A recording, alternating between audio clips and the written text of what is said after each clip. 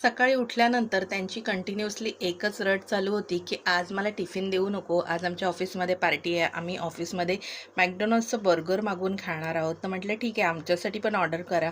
तर म्हणाले नाही नाही, त्यासाठी ऑफिसला जायला लागतं. तर म्हटलं ओके ठीक आहे. ते ऑफिसला गेल्यानंतर आम्ही दोघींनी म्हणजे लेकीने आणि मी प्लॅन केला की आपण देखील आज मॅकडी स्टाईल बर्गर घरी बनवून खाऊया. तर फ्रीज चेक केलं, फ्रीजमध्ये जे काही सामान होतं ते सर्व बाहेर काढलं. एखाद दुसरी गोष्ट नव्हती ती बाहेरून घेऊन आलो आणि लगेचच दुपारी बर्गरचा प्लॅन केला. बर्गर मस्त बनवलं आणि छान व्हिडिओ वगैरे काढला आणि आम्ही बर्गर एन्जॉय केला. इतका यम्मी झाला होता. आणि जेव्हा संध्याकाळी ते घरी आले तेव्हा आम्ही त्यांना तो व्हिडिओ दाखवला. त्यांचं इतकुसं तोंड आम्ही बघितलं. म्हटलं का हो, काय झालं, तुम्ही तर मॅकडी स्टाईल बर्गर खाणार होते. तर त्यांनी पुन्हा एकदा छोटं तोंड केलं. तर आम्ही पुन्हा एकदा विचारलं तर ते म्हणाले आमची पार्टीच कॅन्सल झाली.